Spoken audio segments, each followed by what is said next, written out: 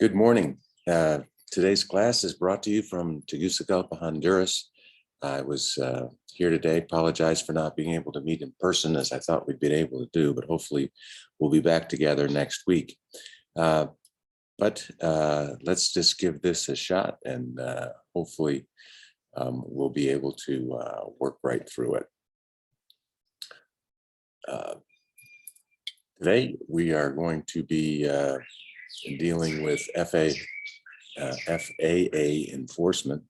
And specifically, we're going to be covering the topics of when to talk to the FAA, what occurs during a prosecution and appeal, and when all of this happens, how do you clear your record? So, last week we talked about how to be extremely careful during an investigation and not making mistakes that can come back to bite you and to really hurt you as we're going forward. Today, we're going to be talking about what happens after that process, and the FAA has decided to take action. But before we really get there, it is, of course, okay to talk to the FAA when you're not being under investigation, when you don't understand an FAR, when you need interpretation or other professional guidance. And then, of course, when you're actually flying and when you're in an air traffic situation, you need to actually at all times cooperate fully and be absolutely truthful in all your communications, even if you made a mistake. And the last thing you want to do is argue over the frequency. That's going to be a permanent recording, and anything you say can't be taken back. And most likely, it's just not going to help at all to get into any type of argument while you're in air traffic. But for example, if ATC clears you for a particular altitude and you exceed that altitude and you more or less get busted and they ask you to state your altitude, that's a time period when you cannot lie for fear of losing your certificate, because actually in that situation, it could result in more than just a violation. ATC could direct another aircraft into your airspace, cause an accident. And as I said before, if you're going to talk to ATC, save the debate till you're on the ground and both you and the controller have a chance to calm down. So when to talk to the FAA, air carrier reporting and correction program is a specific program for air carriers and aircraft and parts manufacturers. And when they receive a violation, they're going to get a letter of correction rather than a fine or certificate action if, and only if, the carrier and the manufacturer discovers that it's been operating in violation of an FAR in some respects. So basically, this is a self-reporting mechanism where the carrier or the manufacturer comes to learn that it's been acting outside of an FAR. And then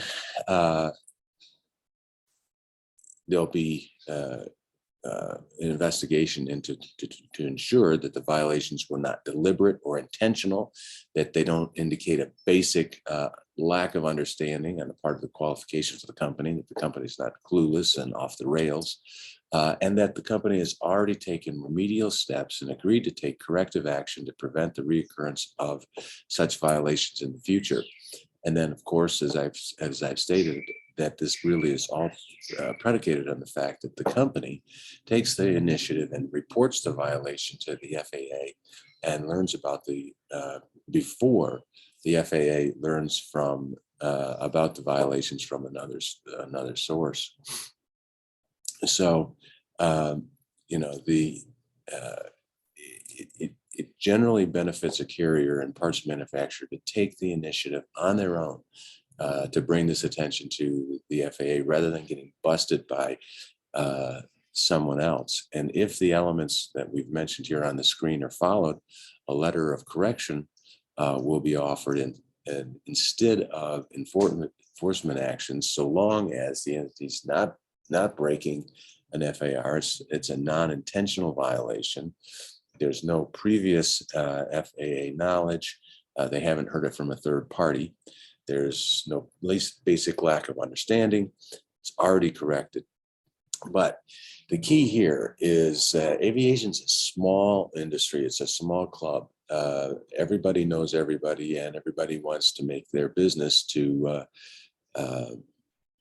sometimes rat out competitors or other folks. So this can be a real issue with competitors or disgruntled employees who may take the initiative to report you or your company before you have a chance to do so. So when you discover that there's an issue, it really makes sense to jump on it right away.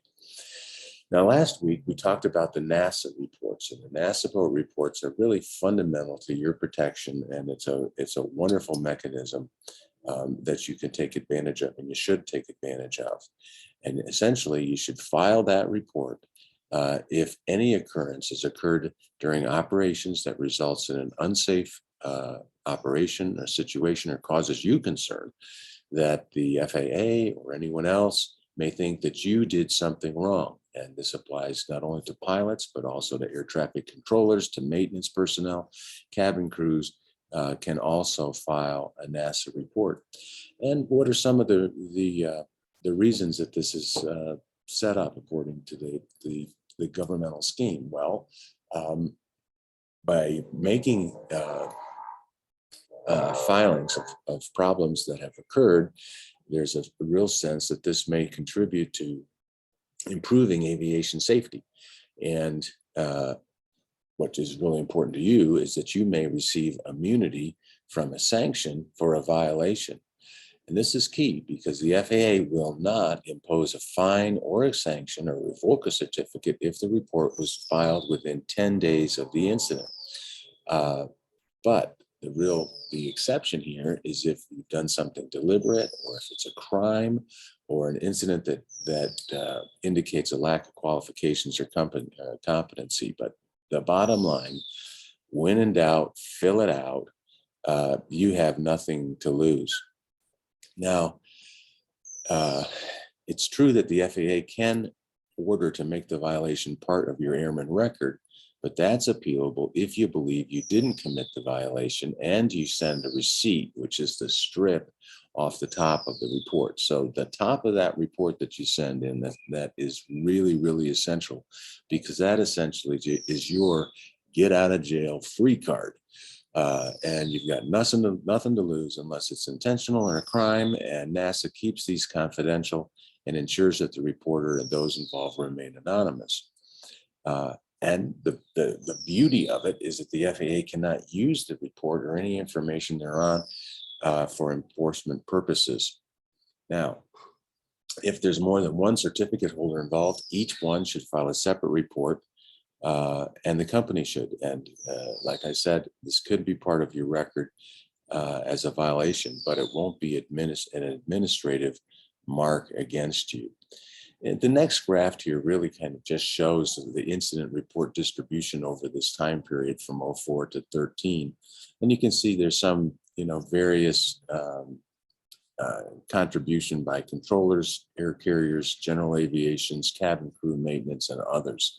But the key here is that really it's not just for pilots. Well, are there other types of self-reporting programs that can also have that encourage self-reporting, and as a result benefit because it more or less exculpates or provides immunity for you? Well, sure. One of them is the Aviation Safety Program, or the ASAP program, and that encourages employees of participating air carriers and repair stations to promptly disclose that may include possible FAR violations without fear of punitive sanctions from the FAA. And the airline or the repair station must enter into a memorandum of understanding with the FAA, and these have to be filed very promptly within 24 hours after the end of the duty day. Now, this participation in this is voluntary, and sometimes it's controversial. That's my understanding, that some of the air carriers have dropped out of the program because of unions have complained about that managers were abusing the process. And immunity is not automatic. It's left to the event review committee, within that process. Now, the Event Review Committee is comprised of a management rep, union rep, FAA inspector, and once again, you can claim the benefit of these programs if it's determined that whatever's going on was inadvertent, it wasn't intentional, for sure was not an intentional falsification, was not a crime, didn't involve substance abuse. And in that case, the matter will be disposed of by a letter of correction or a warning.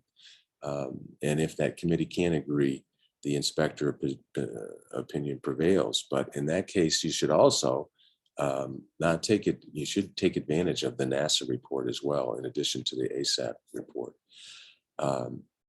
There's another program, the Air Traffic Safety Action Program, ATSAP, and this is designed to foster a voluntary, cooperative, non-punitive environment for reporting of safety flight concerns. These also have to be filed within 24 hours after the end of the duty day.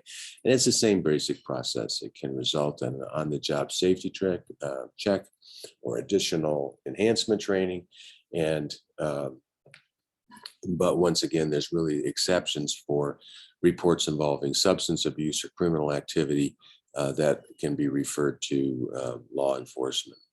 So those are the self-reporting programs that are available to us in the event we find ourselves where something's occurred that we know is not right. We know that it can surface and create a problem, and by self-reporting, we get to take advantage of the immunities that are provided in these programs. So what happens, though, to follow up on these? Well, there's a prosecution and appeal mechanism, and it follows the due process that I talked about in our last class, because this involves your certificate, which is a property right, and that property right under the law can't be taken from you without due process of law. And this includes an informal conference at the bottom, the NTSB appeal, full NTSB appeal, United States Court of Appeals, and potentially U.S. Supreme Court, but we'll talk about that a little bit more. So on the certificate action side of the ledger, we can start out with the notice of proposed certificate action. And this is a letter that all of us hope we never get, from an FAA attorney describing what FARs you're believed to have violated and the proposed action that the FAA will take. So what can you do when this happens? Well, the first thing you can say is, mea culpa, I did it, I'm sorry, and cash in your chips and stop exercising privileges under your certificate. Admit you're wrong, surrender your certificate. That's not what we want to have happen. You can also answer the charge in writing, request that the FAA issue the order so you can proceed with the appeal to the NTSB. And you can request, and this is very important, request that you be heard at an informal conference with an attorney. But there's a note here that if you do choose to surrender, you must physically turn the certificate over to the authorities. So what's this informal conference like? Well, it's basically a settlement conference, and you meet with the FAA attorney, with your attorney, for crying out loud, and the inspector, to ensure and understand that they understand what really happened and why you did what you did, and to help them help you convince them that you're not at risk. Now, the FAA cannot, with one exception, use anything you say to prove their case against you in the hearing, because this essentially is a settlement. And under the law, generally speaking, settlement discussions are not admissible in evidence. You obviously need to bring your lawyer, and this can result in a settlement. It can reduce your suspension. It might have a decision where you have to pay a fine or remedial training, or if you're lucky, it can even result in them dropping the case. So it is important to keep in mind, though, that the FAA and the the lawyers and the investigators are your adversaries. Buenos dias. They're not trying to help you. And it's their job to enforce and to try to do that to the fullest extent of the law. Now, you're not just completely helpless here, because your lawyer can ask in a discovery request for the evidence that's going to be used against you. And this includes copies of the transmissions and the recordings and the information from the airspace that they have to try to, that they will have to present in an enforcement action. So nothing you say in this hearing can be used against you. However, there's one exception, and that's if you later go to the hearing and then you tell a different story to the judge than you told in the conference. And so it's important to be truthful, but you do have more degrees of freedom in these discussions than any other context because of the settlement context. So what happens if it's the dreaded order of suspension or revocation? Well, you get that via certified mail, and that's sent to the address that you have with the FAA, unless it's, and it's also very important that unless it's an emergency order, it doesn't go into effect. One of the things that's really important here is you're moving around, if you're in school or if you have different addresses where you're frequently moving, make sure that you update your address with the FAA so that if you do get a notice of or an order of suspension or revocation, that you are aware of it, because you have to immediately appeal that thing, and you only have 20 days to do that. And if you don't appeal, you're right out of luck. But once the notice of appeal is filed, the FAA will file a complaint with the NTSB. You're going to have your lawyer step in and to respond, because if you don't respond, those can be deemed admitted. So what if time elapses and you get a note that you get an order of revocation or suspension that you are in violation for something that you did last year? There is a doctrine really where your attorneys can file a motion to dismiss a stale complaint if it occurred more than 6 months prior to the notice of the proposed certificate action. Then the FAA has the burden to show there is good cause for delay and that the sanction is warranted or based on public interest. And then if that's granted, the FAA can appeal. But these things and these matters and procedures tend to go quite promptly. But in the discovery process, you can request and demand a copy of a list of the witnesses, the exhibits, and the evidence that's going to be used against you. And then how's this really going to go down? Well, it's going to be a hearing before an administrative law judge for the NTSB.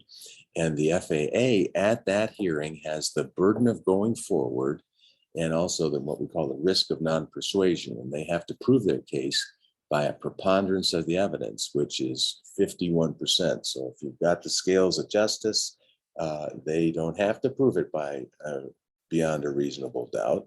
They just have to show that more likely than not, a 51% standard, you violated the regulation. And the other thing is, it's kind of the golden rule here. He who has the gold makes the rules. In that sense, the judge is bound by the FAA's interpretation of the regulation, even if it's announced for the first time during your case. So what can happen? What can the judge do? Well, the judge can find that the FAA has proven their case against you and affirm the order of suspension or revocation. The judge can find that the FAA has proven some of his charges, but not all, reduce the term. The judge can reduce a revocation to a suspension, which is very significant, because once it's revoked, it's a goner. Once it's suspended, it's just kind of put on ice. The judge can also change that certificate action to a monetary fine. And what you really hope is that the judge will find that the FAA failed to prove its case and dismiss the order. Either side can take it up to the full NTSB.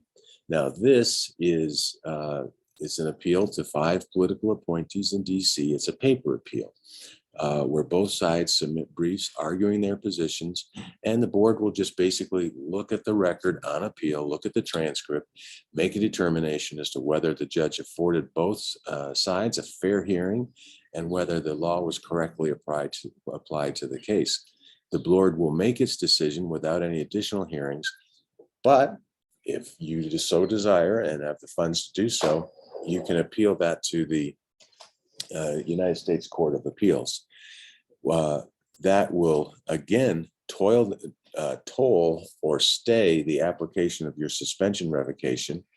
And this appeal, though, the judges on that appeal will not determine the credibility of the witnesses. They're not going to say, we think so-and-so was lying, because they're going to leave that to the trial judge who has the opportunity to look the folks in the eye.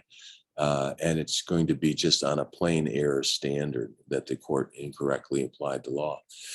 Thereafter, there's yet another chance to appeal, and that can be done to a U.S. federal court.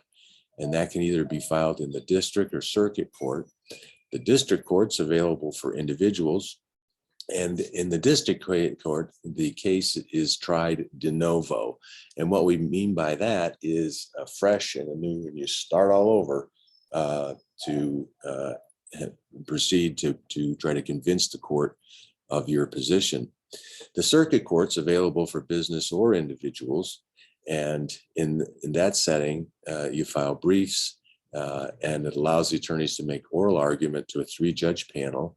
But once again, the record is restricted to the information in the lower NTBS appeal, and then that theoretically can be appealed to the U.S. Supreme Court. An attorney has to file a motion to stay or to put on ice or to hold the effectiveness of the order until the court makes the decisions, and then the courts will they're not going to issue from the bench. They're going to create a written order.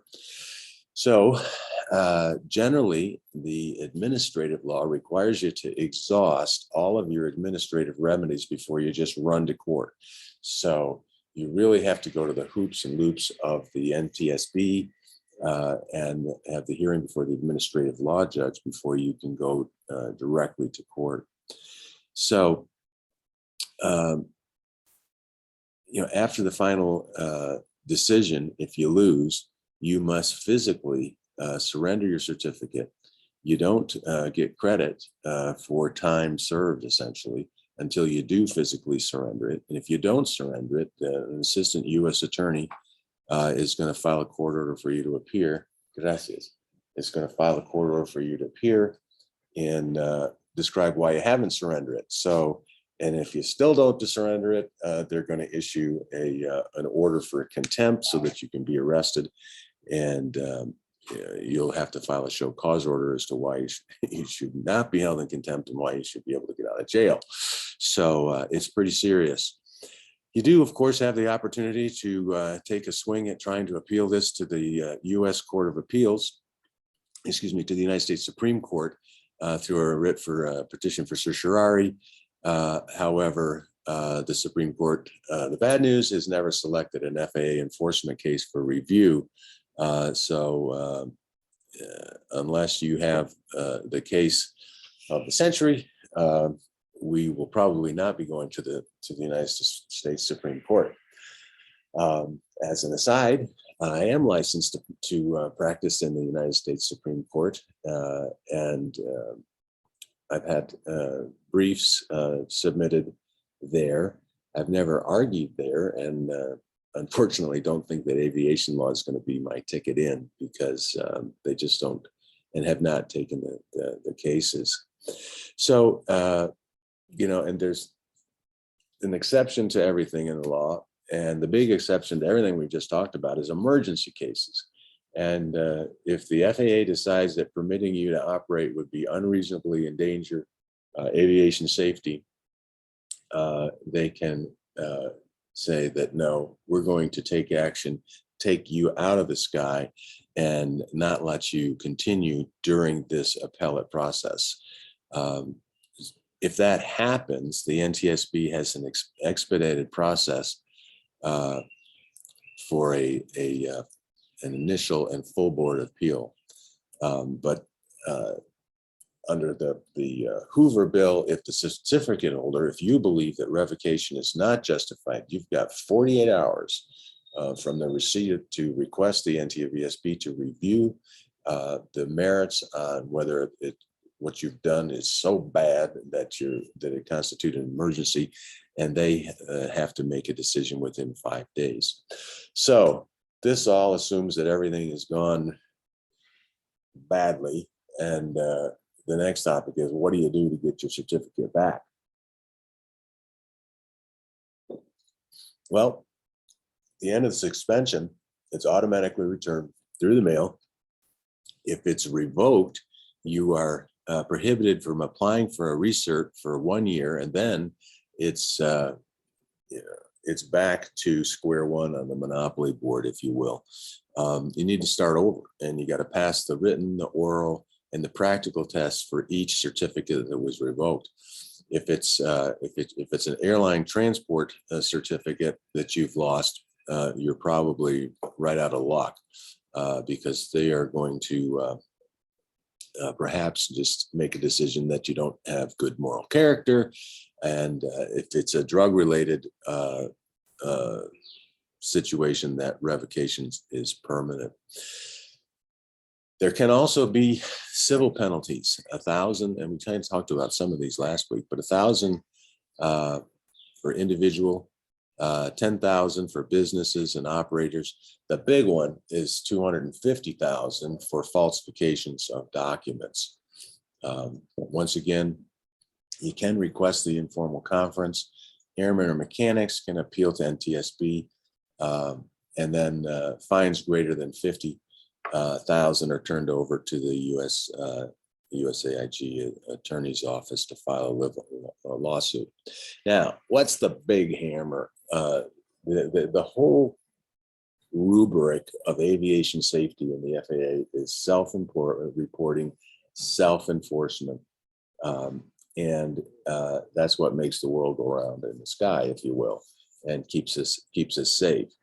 So if they find that there's an intentional false statement on any federal form or on your pilot aircraft propeller log books to show that you're in compliance, it is time for emergency revocation.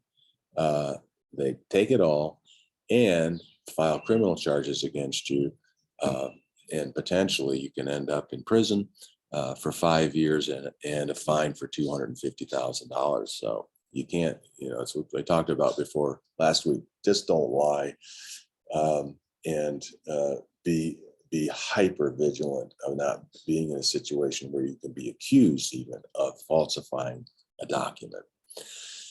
What about clearing your record? Well, if it's a warning letter or letter of correction, that's got a 2-year lifespan, and it's automatically removed. A no enforcement action is removed within 90 days. Enforcement after 5 years of revocation, unfortunately, is a revocation, and it's a lifetime problem. Now, you do have a little bit of benefit here under the Equal Access to Justice Act, and that entitles you to recover attorney fees and expenses from the government if you prevail in an enforcement action. There are some financial requirements: net worth not in excess of $2 million at the time the action was filed for individuals, or $7 million for businesses. So if you're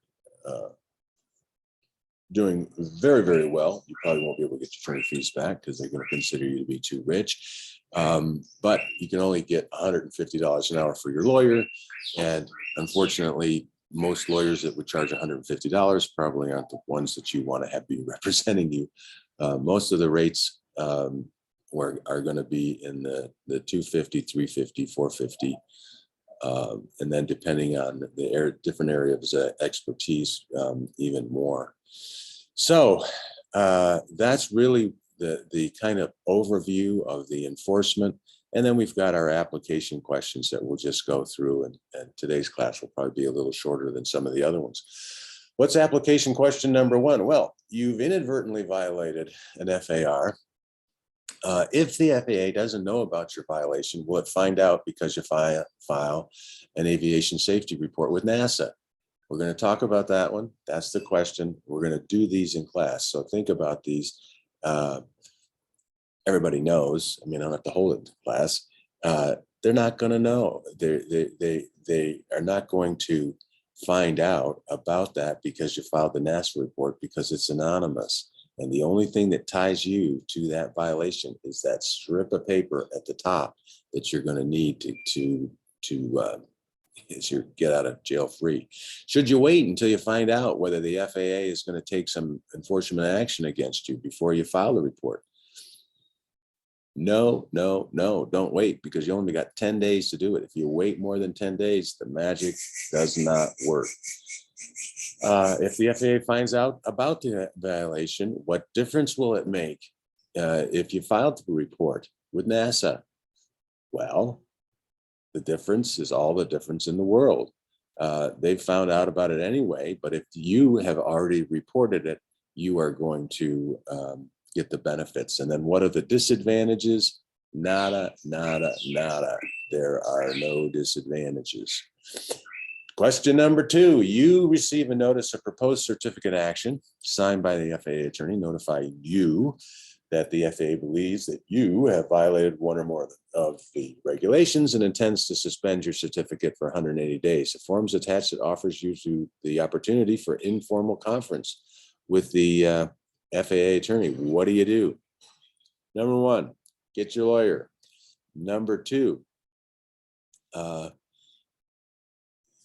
you can say, I did it, I'm done, take my certificate. I don't recommend that.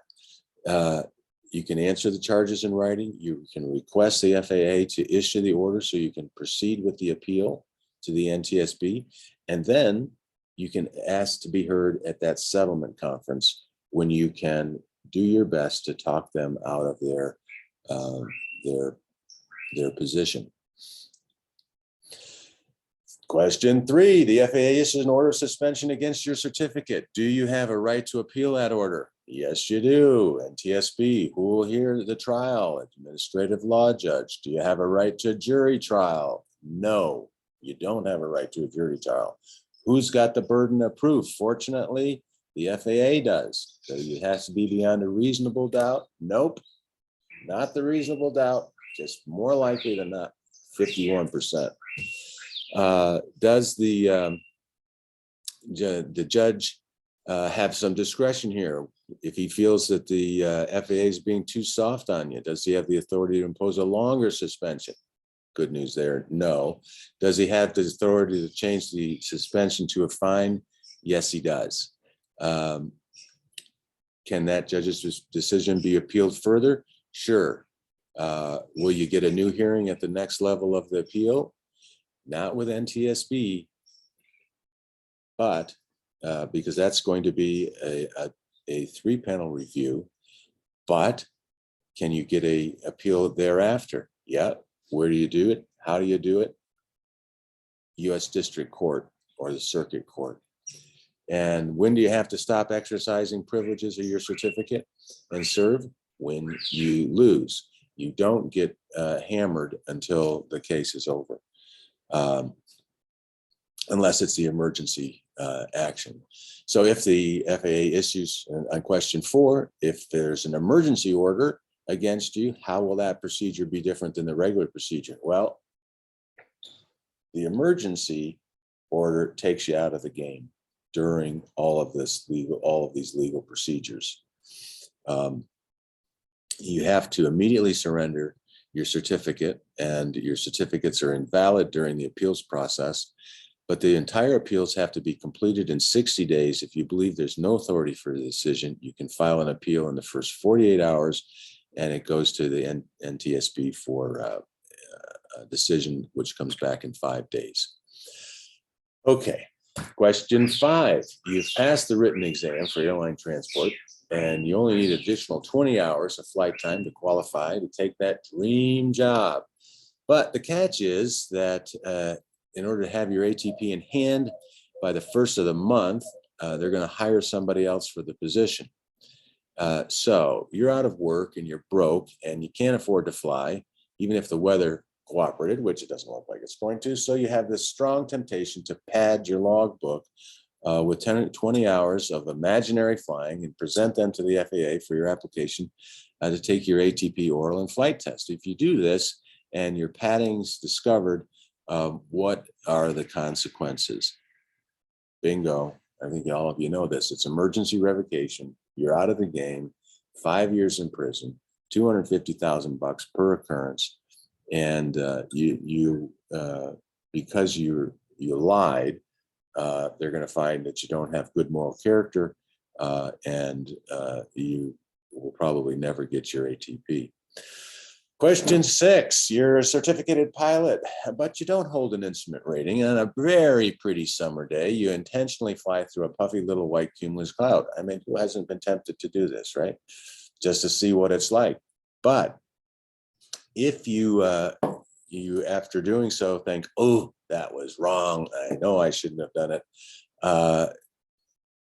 If you file that aviation safety report with NASA upon landing, will that protect you from possible punishment for the violation of the cloud clearance requirements?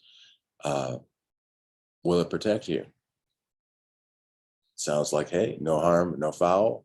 I filed my NASA report. However, it's not going to help you one bit because it was an intentional violation. And as we went through before, the NASA report does not get you out of problems that your actions got you into. Okay, the last question for today. You're the director of a maintenance for a regional airline. You're informed by one of the company mechanics that she's just discovered that the company's aircraft is overflown the time it was due for performance on an AD by almost 100 hours. What do you do and why? This is one of the situations where we covered earlier today, where you want to file that, if you're in the ASAP program, you want to file the ASAP report within 24 hours at the end of the duty day. And as long as the problem is fixed, you are most likely going to receive a letter of correction with no other repercussions. So that is the lecture materials I want to share with you. And just as we kind of wrap up the case, if you have any doubt that I'm actually not in warm and cheerful Ohio, there is a picture of the city of Tegucigalpa, Honduras. And if you look carefully, you can see TGU Tegucigalpa Airport. And if you go on to YouTube and do some searching, you'll see that TGU is pretty notorious as one of the it ranks in the top 10 of most dangerous airports in the world, and that's because of its approach over the mountains as you come through. It's pretty exciting to land there. I did actually land there day before yesterday, and I took a little video of that, which I might be able to share in class later on, along with some pictures of the president. And I was fortunate to be able to shake her hand. So it was a good trip. And I also met with the United States Commerce Department for some other issues that are pretty exciting. So thanks for putting up with this recording class. Look forward to seeing each of you next week.